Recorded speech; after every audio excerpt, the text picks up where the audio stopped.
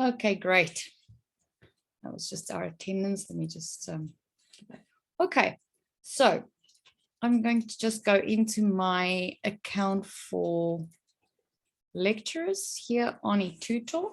The first thing that we're going to look at, just open up my notes here, is how to identify some data or some data regarding the tests. And the first thing we're going to look at is the access log and the course reports for when your students have written tests or assignments.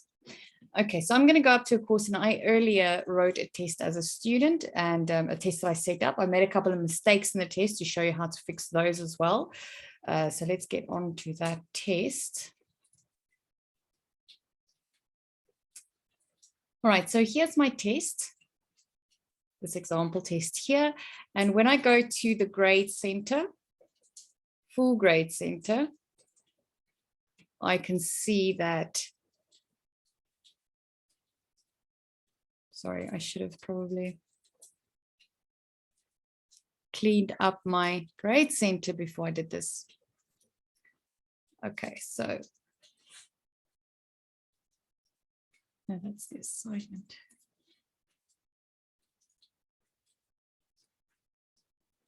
There we go. Sorry about that. I should have thought of this before we started. Okay. So I wrote a test earlier today, and you can see here that when I open it up, you can see that the attempt is 20 May 2022. All right. Now, if I click on this attempt, one of the most important bits of information we have on student test attempts is this tab here, the test information. When we expand this, we can see how much time the student spent. So this student spent 2 minutes out of the 1 hour assigned. Okay, and if this were a real test, this would be problematic and concerning. We can see to the minute when they started and to the minute when they submitted. So you can see exactly when students started. So this is very important if you have students who says something like, one that we get often is, the test kicked me out. And I'm not always sure what this means. This can either mean they had connectivity issues, electricity issues. I mean, this is South Africa. It could be one of, a plethora of things. But normally what it means is connectivity issues. And then you can actually see if the student really did experience, if at least you can see if they wrote how long they spent on it. So if you see that the student wrote the full hour, then you know that they're fibbing, and they were in fact in there for the full hour. They did not experience any connectivity issues. If you want to see more in-depth time-wise, that's the access log. Here, if you click on that, you can see the time spent on each question. Now, here we have one saved question 7 multiple times over a period of 3 seconds. Now, this can either mean that I started getting a bit of a connectivity issue, meaning that the system's saved over, or it can just mean that it is an essay type question and we took a bit longer to write this answer. So it does not always mean connectivity issues, but it could be an indication towards that.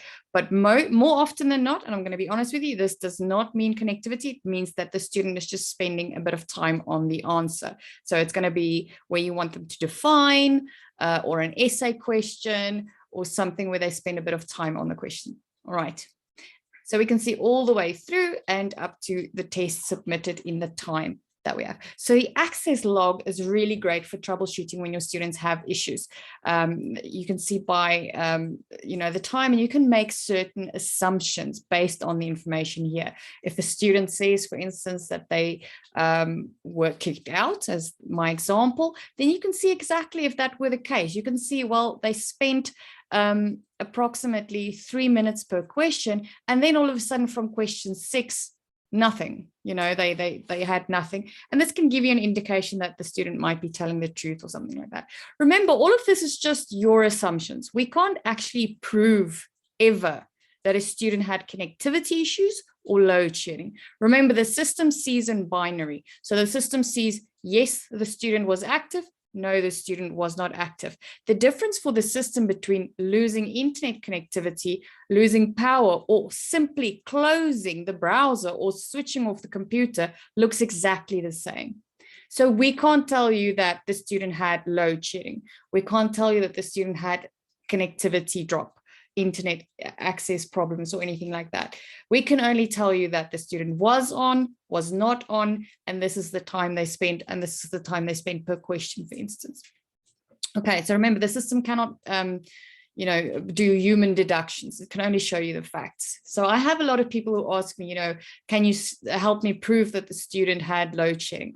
I can't. I can only tell you that the student was not on. I can tell you when they were on. We can maybe look at the ESCOM schedules and see if they were actually, because a lot of time they say there was load shedding, but there's no load shedding schedule. So that sometimes helps for a kind of proof, but we can't see from the system side. There's no little box that says the student's internet failed or the student's power went. It only sees the student leaving, and that could be them just exiting the browser. Okay, so that is the access log. This is very helpful. And this is always my step one when students are starting to say when they have any problems. I always check the access log first, because here you can normally see the pattern. So for instance, you can see student was writing, everything was going well, and then all of a sudden they had a problem. Then you at least know where to look or how to go about it. Also remember that it is the student's responsibility to document any problems they experience during any technology-driven assessment. So if they are writing a test online and they suddenly experience an internet connection, they need to take a screenshot that includes the message that says your connectivity has been, has failed, with the timestamp in the bottom right corner. So they need to take a full screenshot, and it is their responsibility to provide evidence if something goes wrong. It's not your responsibility to prove that they did not have a problem, if that makes sense. So remember that students are, after all, adults. They can take a little bit of responsibility for their education. And this is one of the things that we say, is we say that they have to prove that they had problems. We do not prove that they did not. Okay. After all, they should be prepared for tests. They should make sure that they're going to write from a device that works with a stable internet connection, and that their eThuto login details are correct the day before at least. Right, let's move on to some course reports that also show nice detail. Now, this one is only if you need to see if a student, so what we often get is at the end of, okay, let me show you something. Let's do this. I'm quickly going to just write the test again as the student, just so you see what message the student gets at the end. And they use this as proof of submission.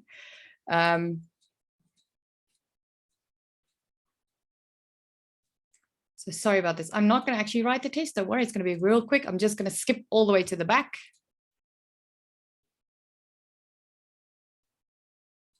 Just going to see if I can view the attempt.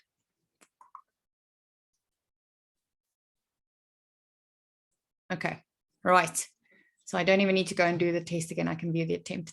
All right, so the students get this information at the end of the test, correct? They get this exact little block. So what they do is they take their snipping tool and they grab it. And now they say that this is my,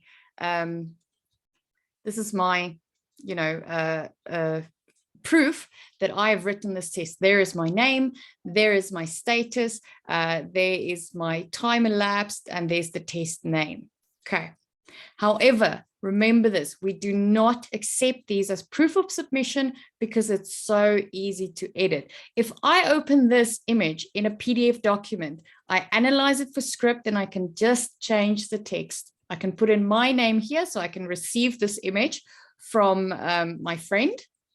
And I can put my name in here, and I can tell you that I did write the test, and see, I got 80% for it. And now you have to go and override my score, which said I did not write the test. We do not accept these at all as proof because they are too easily editable. This is only information for the student. It's not their thing. And the easiest way to see this, because often some of these guys Photoshop very well. You should see some of these examples we get.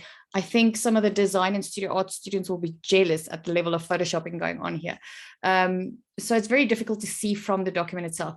Easiest way to see it is to check that timestamp, the exact timestamp, here under your course tool. So I'm just going to go back to the lecture view, and then I'm going to close Grade Center here. Under your course management section, you have evaluation. If we expand that, the first one is course reports.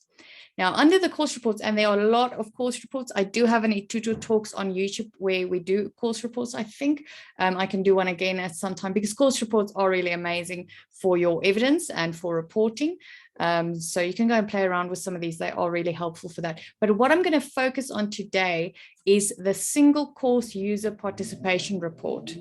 This one displays detailed stats on assessments and collaboration. Sorry, I hope that didn't bother you. Somebody's playing Fast and Furious in my neighborhood. Okay. So this one is assessment. So just look for that description on assessment, but it's the single course user participation report. So what I want to see now is this student that said they wrote this test, but I can't find this test in the grade center. And now they send me this as evidence. Easiest way to do that, go to your course reports. I'm going to say, I want to know for the 20th, which is today, is when that student wrote, submit.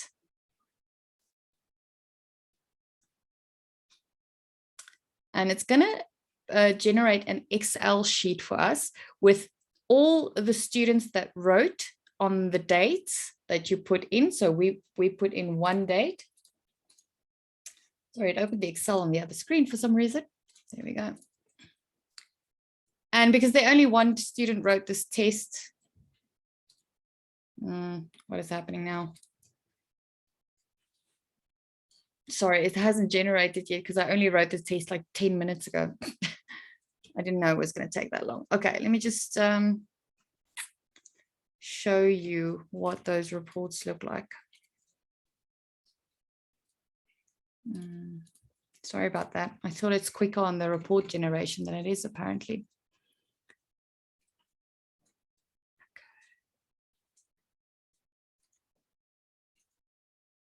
18 March. All right, we're going to run one for 18 March. So course reports, single course user participation. Sorry, did I just say 13 March? Never mind, I'll just make it all the way. Okay.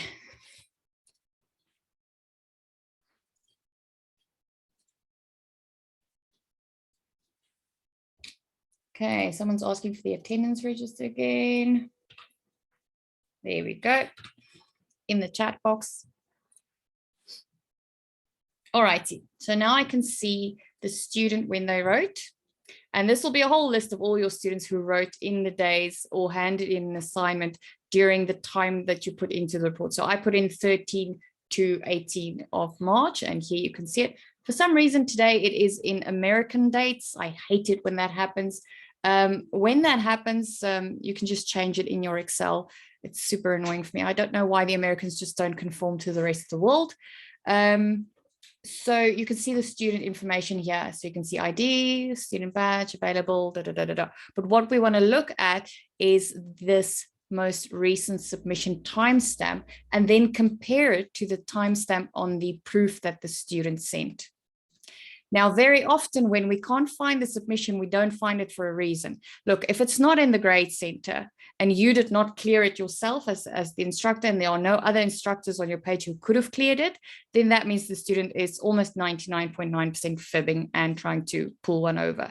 Then we do this and we compare the dates. And then very often what we do find, in fact, is that date stamp on somebody else's test. So it says Leandri here, but then I find Oreniles is the same date and timestamp as the one that is sent to me. And then you know not only who is cheating, but who provided them the proof to edit. Okay, so remember that, please. That's very important. This is not evidence. It cannot be used as evidence. It's not reliable. Now, as with assignments, you know, your students receive a receipt number. So when they hand in assignment, they get a submission ID. Not only do they get it the moment they hand in at the top on a banner, it's also emailed to them later on. So they will receive an email with that number that they can save and use that as a number. So if your student ever comes in and they say, listen, here is my receipt email, because we had that as well. Those emails, let me quickly hand something in. just to show you.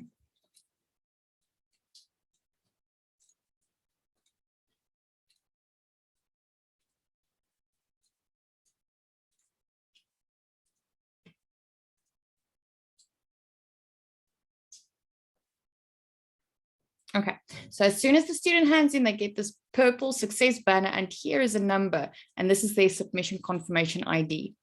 Okay, and this number is completely unique across the whole of Blackboard. So in other words, you won't even find a common number with us or Harvard University or other universities that uses Blackboard. It's completely unique. Now students can save this. I always say, you know what, you can always take a nice big screenshot with your timestamp and everything here. But again, screenshots can be edited. Photoshop is easy these days and things like that. But they will also receive a number. But say, for instance, now this number, I'm going to copy it here and show you how you can use it. So student is going to send you this number. And often, no, not often, sorry. We have in the past also found where they send us the email and then put in a random number. So they take an email from a previous assignment that they handed in, put in the new assignment details, because remember, this is an email, I can just edit it. They don't even have to do a lot to edit that email. And then they put in a random number, and then we can't find the number. And then we know that the students also, we can go further and actually find the number on the database to know where the assignment came from. But that's really not necessary. If we don't have the number, it means the student did not hand in. So again, those emails are not proof of submission because they can be edited. Now I've got my number. I'm going to go to the full grade center. Sorry, let me just take a sip of water here. And then I'm going to go to the top at reports and submission receipts. I can either check by user. So if you have the student number, you could just put that in, but then it's going to show you all of the assignments that they've handed in so far during the year. So if you want the specific one in question, then you change the options from user information to confirmation number. We paste in that number that the student sent us. Let me just make sure it looks like I have a little space in front here. Yep. Go. Oh, man, did I copy the correct number now? I think again, it's too quick.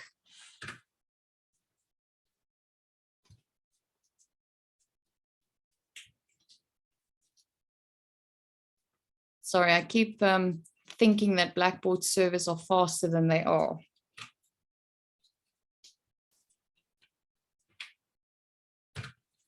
There we go. Just took a minute for it to register. Okay. Then we can see with the number, all righty. This is the student name, the coursework. This coursework means the name you gave the assignment, the date and the timestamp. And then if they submitted something. Now, if this area is blank, that will mean that there was no document uploaded. Okay, so if this document is blank, it means they submitted before they uploaded anything. Can be either by mistake or on purpose. We can't really tell intention. We can only see that it's not or it is there. And then what size the document is. Now, let me show you quickly one. I'm going to change back to user information and search that user again. I just want to show you what it looks like when there's no submission. Okay, great. All of these have submissions. Sorry. Basically, this is just blank. There's just a gray block, nothing and nothing. So that's what that would look like if a student didn't hand anything in. Okay, so remember that. Grade center, full grade center, go up to reports, submission receipts, either search by username or change to confirmation number and paste that confirmation number in. Okay, so that's one way we can also see timestamps on student things. So often what happens is we go into the full grade center, student says, but ma'am, I did upload the assignment, okay? And then when we go to the, so there's the column, for instance, and we go there and we see there's no attempt. And you can see the difference here between where we have an attempt. There's a third row there with the attempt. And when I click on it, I can go and view the attempt and mark it. So this is a test. There should be a question here that I need to mark. All right, so I'm going to give the student 20 for that.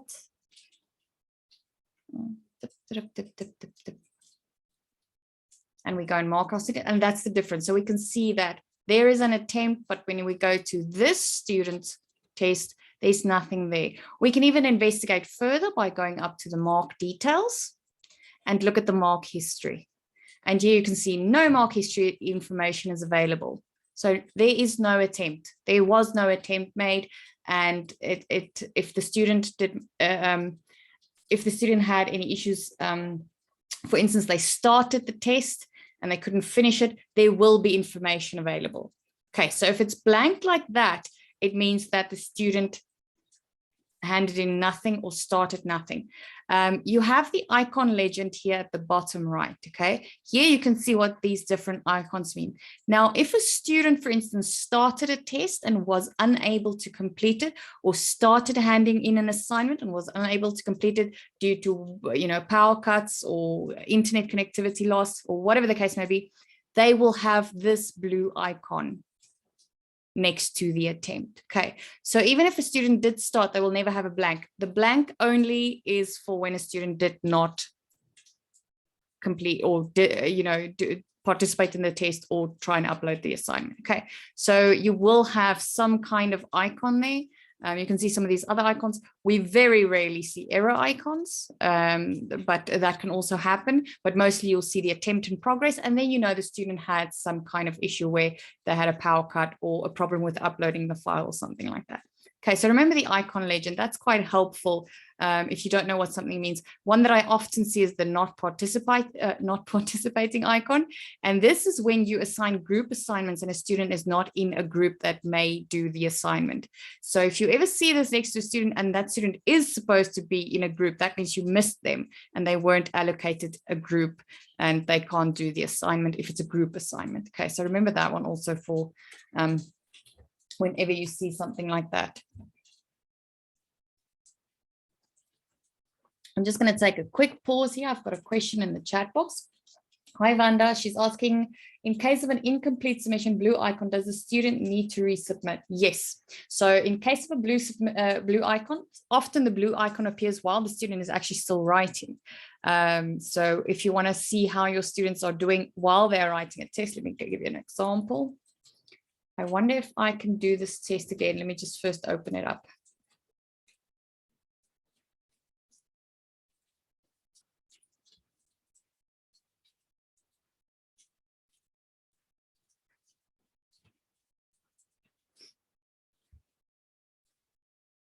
Okay, so if your student starts writing the test, now again, Blackboard servers are surprisingly slow today, so I hope that we'll be able to see it in live time. So I'm going to start this test. Let's move on to question 2,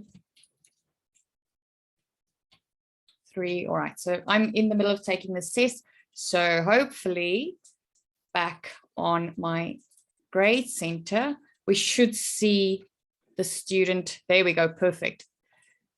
Attempt in progress. That's just because the student is currently busy. So you also see that blue icon when the student is busy. However, if you are still seeing the attempt in progress icon after the test was supposed to be due or handed in, or the assignment, whatever it is, then it means that the student had an unsuccessful submission. Okay, if you see it in the middle of, say, for instance, this test had to be written between 11 and 12, this makes sense that the student is still busy. However, if this was after 12 and I closed the test at 12 and you still have the attempt in progress icon, it means the student struggled and had some kind of issue during the writing of the test. So if we go on to our drop down now, we can see that the attempt is there, but it is not complete. And that is what I meant with it will never be completely blank if the student even starts the assignment process or the test process. If it's completely blank in the grade center, you can see here that the student hasn't gotten to this bit yet because they are still busy. If I go to the student part and keep answering questions, we can update it.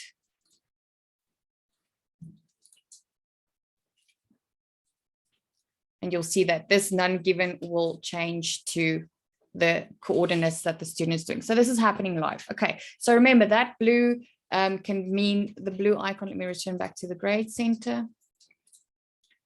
So the blue icon means that the student is still writing the test or uploading the assignment. But if the icon is still there after the test or assignment has closed, it means the student was interrupted in the middle of it. And this can be either from connectivity or power issues, or maybe they had, sometimes when they have a document that is too large, it times out after a while when they upload documents that are too large. So we always recommend that if students have to upload videos or any kind of large files for an assignment, they need to come and do it on campus where we have a stable internet connection. Sometimes they do it from their own internet sources, and because the file is so large, it times out because it takes so long to upload. And then we'll also see this attempt in progress icon here in the grade center. Vanda's further asking, so does it block them from using a second attempt in this case? No, not at all. So you can see now that I have this attempt in progress. I'm going to exit now. So oops, Eskom cut me off. My power's out. I'm going to go back in. Now, if you do not have the force completion box checked in the options, the student can continue with that attempt.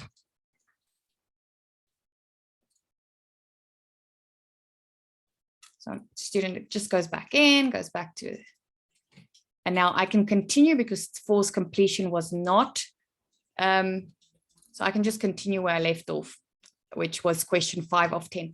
However, if the lecturer has, sorry, let me know if I'm going too fast, I'll stop and slow down. If the lecturer has under the test options selected the force completion box, so that means that once the student started, they have to complete the test in one sitting. So I'm going to check that.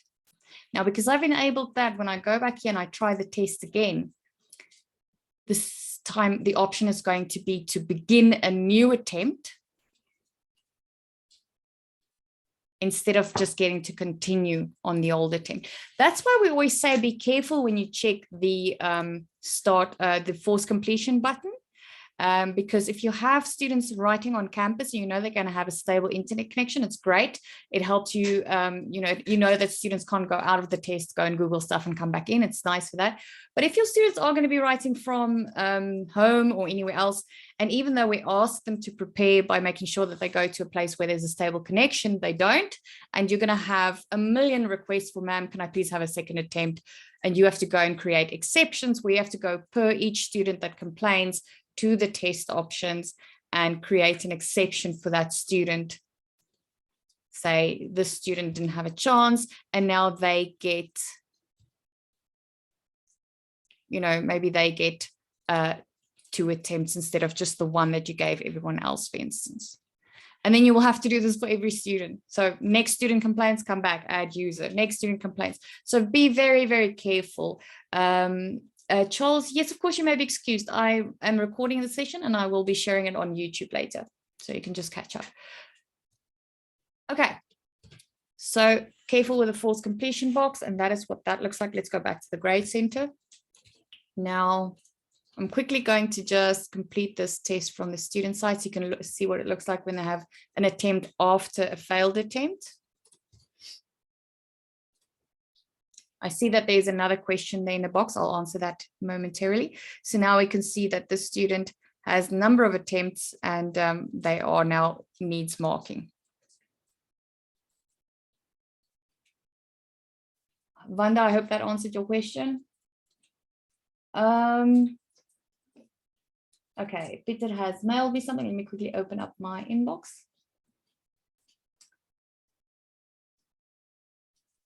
Okay, so this student had a login problem and Peter wants to know if we can use the ID to track the reason for the student not being able to log in, and is it from a CUT login attempt? All right, got your email here. I'm going to open that up.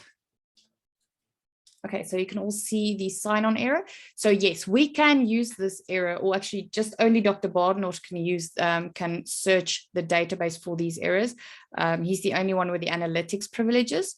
But yes, e-learning can search this number, and but we cannot see, the number doesn't indicate that the student was having an internet problem or the student was sitting in Bloemfontein on campus or anything. This number only shows us what kind of form the error takes. So in other words, it's not responding, it redirected, it was firewalled by the antivirus or things like that. So it doesn't give you a very specific, detailed account as to what happened. It gives you a general category into which the error falls. So if we can make a couple of assumptions, though. For instance, if it was returned, we know that it was probably slow connection.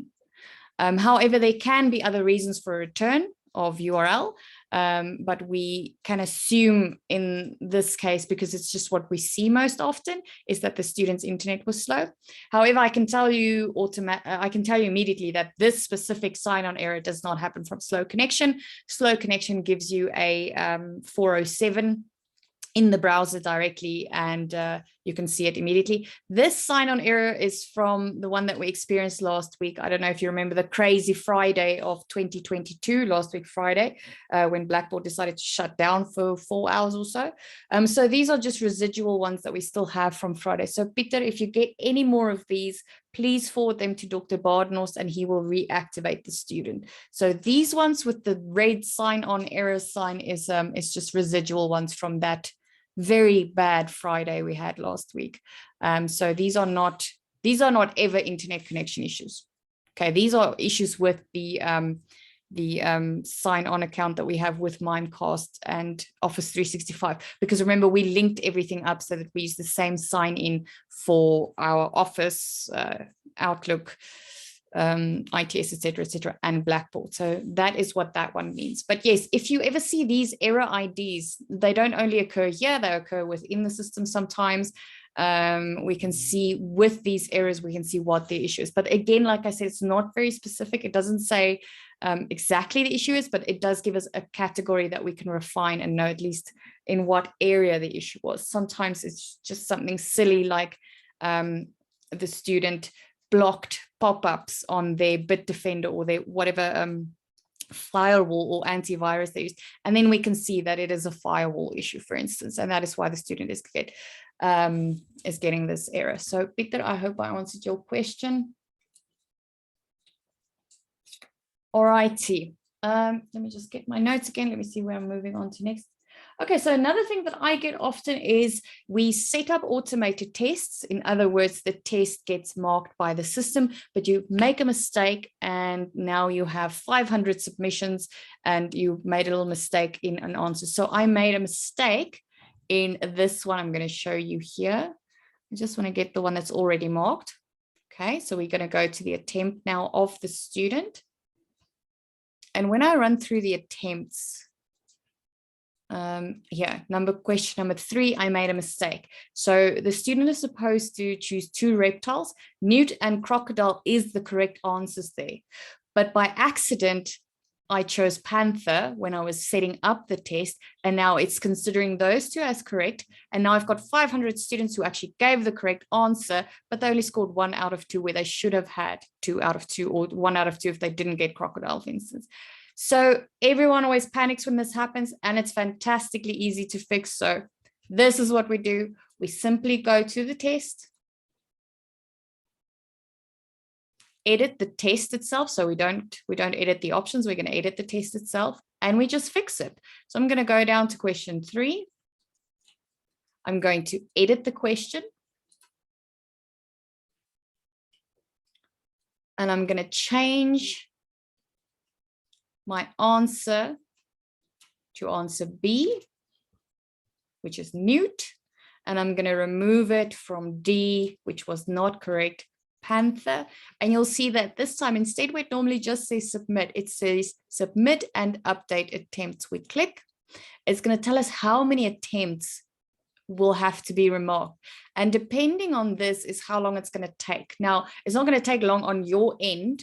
So you will immediately go back to the grade center or to the test itself, but it will take maybe a minute or 2 if it's a large number like 500 or so to work through the whole system.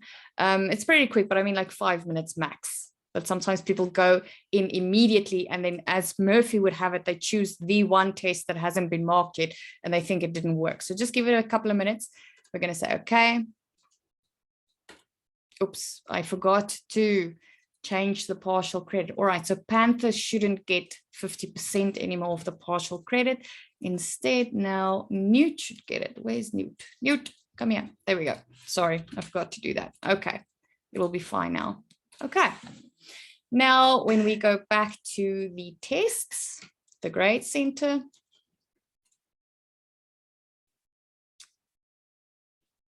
we can see now that the student now has 33 instead of 32 because question 3 has been fixed.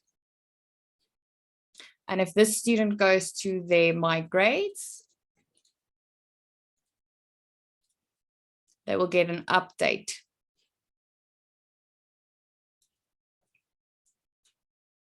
It says they now have 33 of 50. So they will see. Let me just make it a bit larger. They can see now that they have an update there and their tests have been remarked. Okay, so if you ever make a mistake in a test like this, it's not a big problem. It's a quick fix. You simply edit the test, submit and update the attempt, and it will automatically remark all of the attempts and fix the error. Okay, especially students get very panicky when this happens. Just calm them and say, you're going to fix it. It's very quick. Actually, while I'm on this screen now, if you have multiple attempts and you want to see test information on the individual ones, you can just choose the different attempts here. Earlier, when we didn't have 2 attempts, we couldn't select them. So you can see there. Okay. Right, what's next on my list? Then I'm going to move over and ask you some questions and you can share with me some of your experiences. Okay, another thing I get a lot is answer not saved. So while the student is writing the test, now I have tried again and again to try and make videos for this. I cannot get this replicated. And that is because I have a decent internet connection. So I should someday try and go somewhere where I know there's a very bad internet connection and try and replicate it again. So it's not something I can really show you, but I'm going to explain what happens is when the student clicks the answer here, there's a small delay between save answer and answer saved. And there we go, answer was saved. So I'm going to go on to the next one and show you again. So the student submits the answer, click, and then there's a short little delay before the answer is saved. There we go. Now, what happens if the student tries and moves on before the answer is saved or tries to submit the test before the answer is saved? They get a box, a pop-up box that says unanswered questions. Okay, so we get this a lot. What is happening is we are trying to move on to the next prompt before the old one has been fulfilled or the previous one has been fulfilled, and the computer says your answer has not been saved. Do you know what, funnily enough, with essay questions and short answer questions, it doesn't say unanswered, it says, oh no, it says unanswered for those, and then sometimes it says unsaved responses.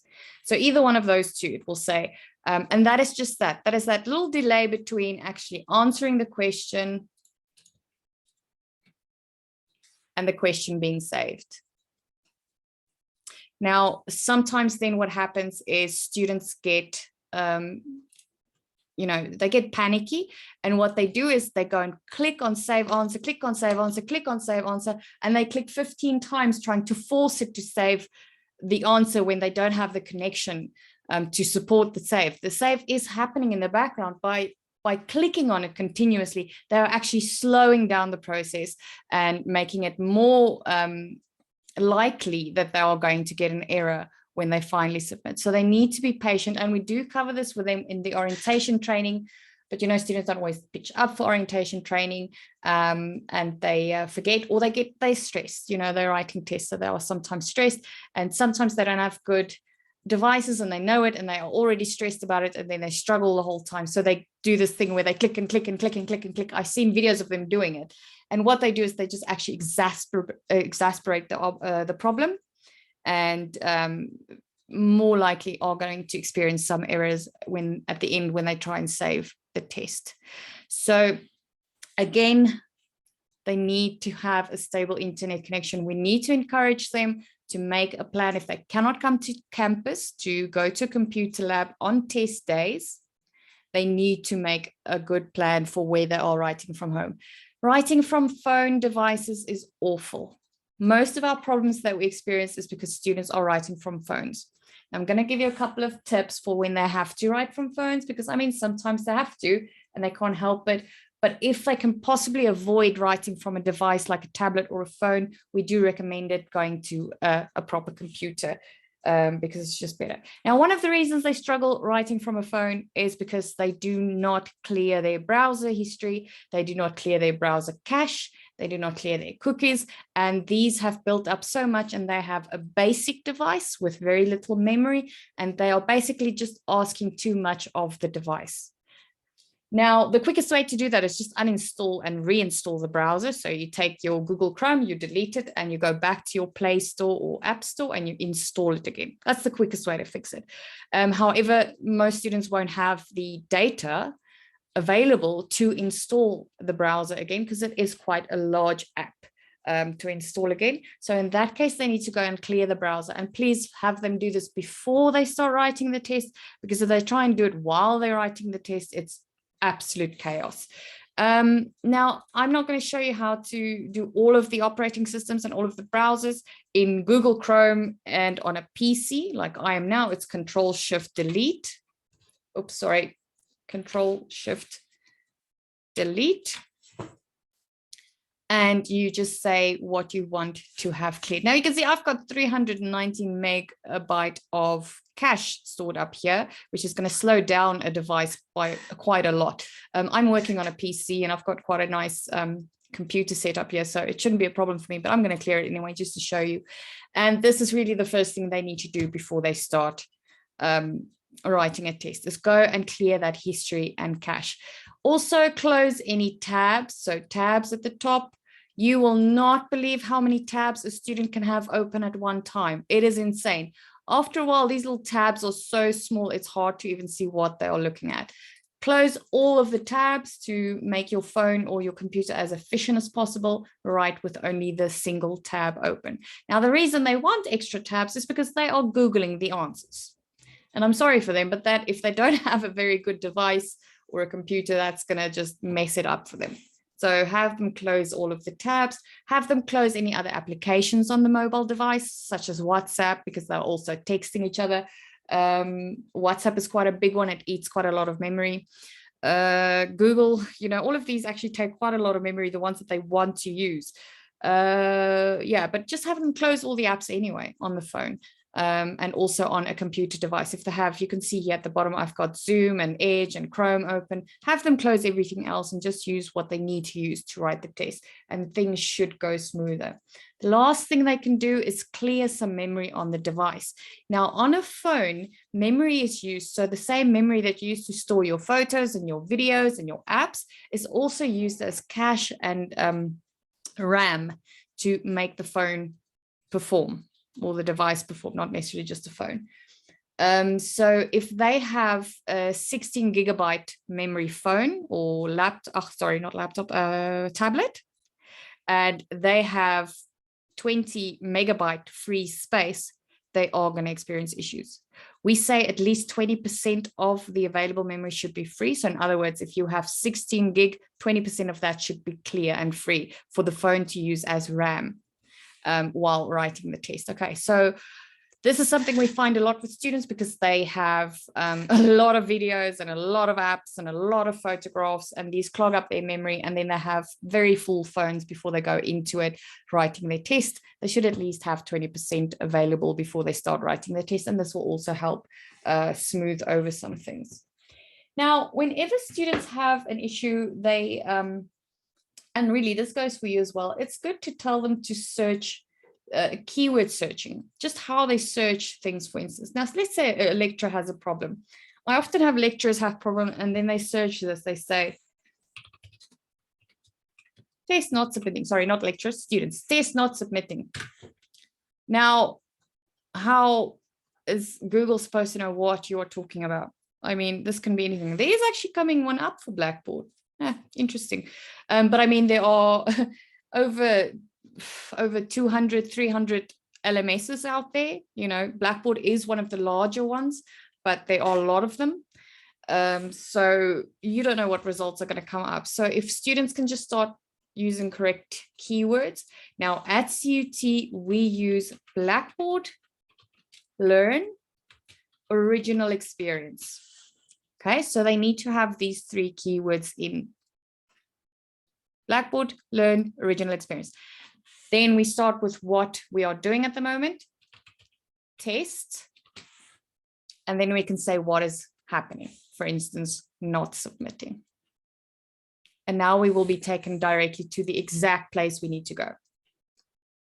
So when you have your students, you know, if these students, and as I said, this goes for you as well. If you can't reach one of us learning designers and you just want to quickly do some troubleshooting on your own, you know, Google does have all of the answers. It's just often difficult to find them because you don't always know which are the correct terms to use when searching. For instance, if you didn't know you could update, so if I put in here, Blackboard Learn Original Test, update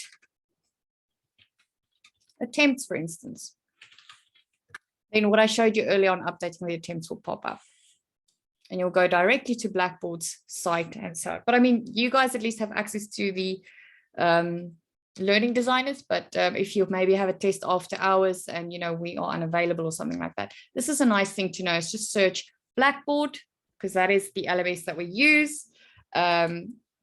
We use Learn, Blackboard Learn, and we use the Original Experience. So if you look at Blackboard's help here, you can see that you can also do it by coming direct to Blackboard Help, which is here. So if we go directly to Blackboard Help, let's do this. You can see that we are Learn. You are either student or instructor. You have the Original Experience. And here's everything you need to know. So remember that, and you could share this information with your students as well. They can come to Students, Original Experience, and here's all the information they need. And remember that most of your subjects have, by default, the Help tab on here for students as well. You have it either on the tab there, or you can have it here at the bottom under your course management section, Help, Blackboard Help for Instructors, and it takes you direct. If you want to have it for your students available, you can add it on a tool link. So I'm just going to add tool link, Blackboard Help. And then your students can access it as well by just clicking on there and going to Blackboard Help. But do tell them how to get to the correct version, because Blackboard has different versions.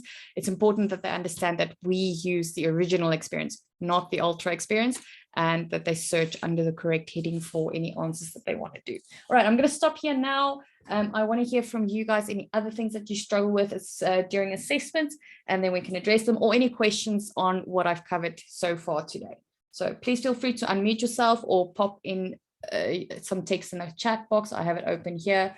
I'm going to put in the Question Pro link. Again, please make sure that you go and sign the attendance form so that I can report back to the TNL assistant deans that you were in fact here today, and then you don't get a scolding.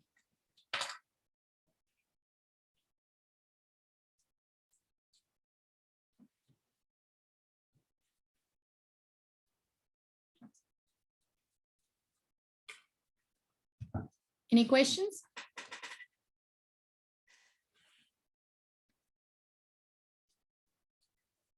Okay, while we wait for people to, formulate their questions, remember that if your students have any issues regarding passwords, accounts that are locked, or anything. Now, remember earlier I said that we have a, for that sign-on error, for instance, that we had earlier, because we have all of the accounts linked, so you use the same credentials for your Outlook that you use for going onto your Office 365 that you use for everywhere else. I think only iEnabler uses its own credentials. Because of that, we have everything linked, and the support for that is centralized. So if your students have any issues regarding passwords, accounts locked, or anything, they need to contact student support. I'm putting it in the chat here for you. And they know this, but they tend to forget. They want to ask you. Okay, student support at cut.ac.za and ask whatever it is that they need to ask. So I've got a question coming in. If you use a pool of questions, will they differ once the student starts a second attempt? Yes. Now, just for interest sake, next week's eThuto talks will be on question sets. In other words, if we have a 30 mark test or a 30 question test, we set up 100 questions and we ask the system to randomly choose the 30 questions so that each student has a different set of questions. Now, Vanda is asking if we use that, if the second attempt, the student will get a different set. And the answer is yes, they get a completely different set of questions on the second and third attempt. Luckily, it shouldn't be a problem so much because it's only going to happen when a student has a connection issue. However, if you do not have the forced completion box checked, they can continue on the attempt they were currently on if they have a connection issue or something like that. So if you have multiple, if you have question banks and you use question sets so that students get different tests, make sure that you do not check forced completion if you want the student to be able to, if they have a connectivity issue, be able to resume the test instead of getting a complete new set of questions. Neville is asking, received this message now, one of my students, honestly, sir, campus Wi-Fi is extremely poor. So we have been having complaints about campus Wi-Fi. Dr. Barnos actually put in a request with Mr. Lucky Marcello, who is the network director on campus for IT. They had a look at some of the spots that were experiencing blackouts. It's not great. So they are looking into it. I'm not entirely sure where what the status is on the investigation. I know that it's everywhere. In my office, Wi-Fi is almost non-existent. I just use my own data. The LAN data is pretty good though. So I mean where you have the cable connected to your computer and you don't go through the routers. That is pretty good on campus. I've experienced good. However, it's not always stable. Like I'll have really good speeds 1 second and the next really bad.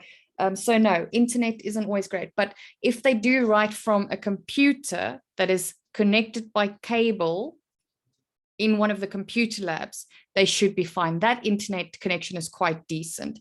But no, I agree with you, Neville, and with your student, the Wi-Fi is not very stable.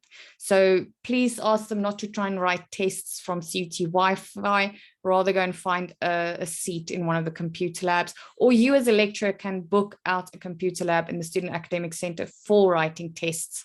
And you can just book your students in there and then, they will have a guaranteed seat. I had an issue from Tabu. I have an issue where the short answer question type was not being marked by the system. Tabu, short answers are never marked by the system. So 3 types of questions are not marked by the systems. And these are short answer, essay question, and file response. I'm going to show you them now. Oh, sorry, missed that one.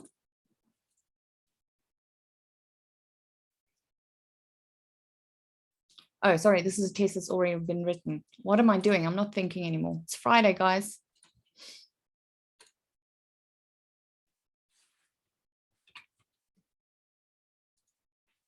Okay, so essay question, file response question, and short answer questions are not automated. When those are written, tests are written with any of these 3, your test will not be automatically marked, but will go to your needs marking. And you as the lecturer will have to go and mark that yourself. Now, let me quickly go and finish that test I was busy with here. Then you can see what that looks like, because this has 1 essay question in. Doop, doop, doop, doop. See, here's an essay question. So I'm going to go and have to assess this manually. So if you have very large groups, very large classes, remember that, avoid those 3 question types because you will have to go in and mark each of them. Okay, I'm just going to skip to the end now. I just wanted to complete that one. It's just warning me that I didn't complete all of this. So here's that results that students think a screenshot of this is proof. It's not. So I'm just going to quickly go and refresh this. Why? Oh, do you know what? It's not going to come to needs marking now because I set it up as the first attempt. So I'm just going to go to Full Grade Center. It should end up in your needs marking, but you can also access it from Full Grade Center. Now, remember that little icon there is needs marking icon. So all of these need my attention. We can see that under the icon legend. So I'm going to go that last one now. I'm going to look at the attempt. And this is what's going to happen. So if you use short answer, essay question, or file response, you as the lecturer will have to go into the attempt. Now you can see that all the other question types are assessed automatically. You can see there that the student selected the wrong ones or the correct ones and so on. But that essay question that I had is not going to be. So I have to now go and manually input the score. You can add a rubric to it to help you marking, especially if it's long ones like essay questions, but the system will not. Remember, because the system is a system. It cannot get philosophical about the definition of corruption. There's no way it can. Actually, let me show you this. I often get this also with matching, fill in the blank questions. For instance, look at this. I'm asking the student with a fill in the blank question to define corruption, correct? The correct answer is dishonest, fraudulent, power. These are the keywords that I want them to call to have it correct. So I use a fill in the blanks or fill in multiple blanks. I put in those keywords and I say contains. And yet, even though all three of those keywords are in there, it marks it incorrect. So remember that the system is a machine. It cannot see things like that. So there's a lot of things that it can do. I mean, a lot of automated questions where it works really well. For those of you in IT, fill in multiple blanks works beautifully with code answers and things like that, things that are strict, but you cannot ask it to mark anything that is scripted like that. So it just doesn't have the deduction power to do it. Instead, try and ask your questions in a different way. So in instance, I'd refine the question. I said, define corruption, put in a word, conduct by those in, put in a word. And the answers were dishonest and people in power. But then I also put in all of the synonyms of dishonest because I don't know which word the student is going to use. And all of these would be the same meaning and it would be correct. And then just power for the end of, and as you can see, the student in this case got to have to. So remember, yeah, when you ask your questions, think about how your students write, and they spell horribly. So some of these automated questions will not work for everything just because of that. And then you might have to go in and so. Otherwise, it's sometimes just a matter of rephrasing a question, and you can use a multiple choice while still having a difficult question, or maybe fill in the blanks or word orders or matching or things like that. So go and explore a little bit and think about the way your students answer questions when you set up questions, because I have a lot of this where lecturers complain and say that they used multiple blanks, especially multiple blanks, and that it didn't correctly answer the question, even though the student put in the correct one. And that is because it's still a computer. They are very clever, but they cannot really do human jobs. So think of that. So now the poor lecturer has to go in and mark all of these questions and put in the 2 and go through all of them. Okay. Okay, Billy is asking if the forced completion is not checked and the student experiences connectivity challenge, will the time counter stop automatically? No, this is a very good question. Thank you, Billy. So when you have the timer set up in your test, so under your test options, I have a 60-minute time limit. And I selected auto submit on. That means that the student starts at 11, at 12, it automatically submits. Unfortunately, it doesn't automatically stop if the student leaves the test. So if they start at 11 and they have connectivity issues at 11:20, now forced completion, just imagine that this was not checked. They can come back in and continue with the test, but the timer will have run in the background. So that is unfortunately one of those things. But remember, you can give students an exception if something like this happened. So the student SMSs you or emails you, says, sir, I lost 10 minutes and you believe the student, or they can provide proof. You can give the student a exception and you give them 90 minutes instead of the 60 that everyone else gets or anything like that. All right, Billy is further asking who's responsible to install responders in our laptops. That is IT.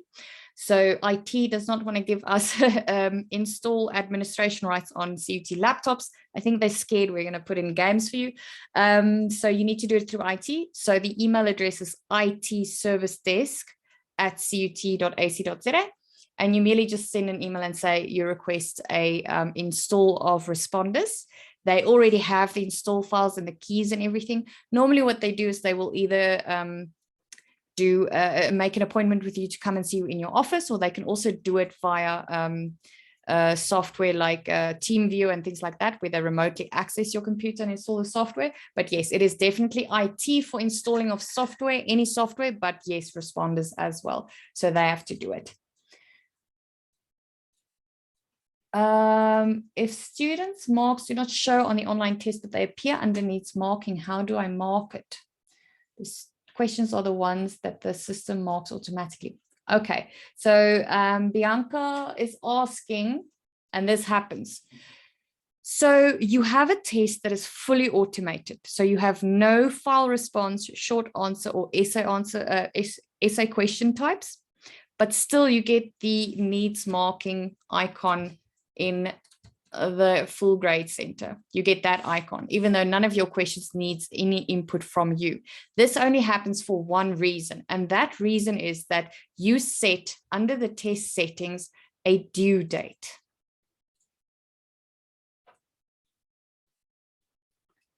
Where is the due date? So you put in a due date here, and the student wrote or submitted the test after the due date. So that's why they go to needs marking. So when they go to needs marking like that, when you had a fully automated system, it is because they wrote and they are late. So what the system is doing is giving you the option to say no to late submissions, basically. So you can now go and say, no, you were late. I'm not going to accept your submission. So that's why the system does that. Now, how you fix that is just you either go to needs marking, and you click on the attempt. Now, this is an assignment that's not going to help us at all. All right, so I don't have any tests at the moment in needs marking. So just pretend like we access this attempt from needs marking by clicking on the first one here. But I'm going to cheat and just go to full grade center and get it from there. And what's going to happen is just you can go to that attempt and you can go forwards and backwards through all of your attempts, like so. And at the bottom, you're just going to get the Save and Next button. So you click Save and Next, Save and Next, Save and Next. And as you go through this and you keep clicking Save and Next, it's going to end up and all of these will be marked and they will have their score in there. So that's what happens if your students upload late. So if you want to try and avoid that, rather do this. This is what I always recommend. Instead of putting in a due date for when this test should start, put in the due date for when this test should have been finished. So the due date, for instance, if they are writing from 12 to 1, put in the due date as 1 o'clock. Sorry, let me just think about this. No, because they can still start within the time if you have the availability. And then they will still submit late. All right, so let me just get my head together. You need to put in the due date on the last minute that they can submit. So if you tell them that they can come in anytime between 12 and 1 and start the test, that means that you should be able to have finished the test by 13:59. I hope you guys are following what I'm saying now. I'm not even sure if I'm following. That means that if we don't allow them to write the test after this, none of them will be late. But this is very confusing to students because now it looks like the test is due then. And really all it is the test is you're trying to avoid having late submissions. So you know what, if you don't want any late submissions that you have to go and manually mark, just maybe leave off the due date. That might be the easiest way. And just communicate the due date with your students.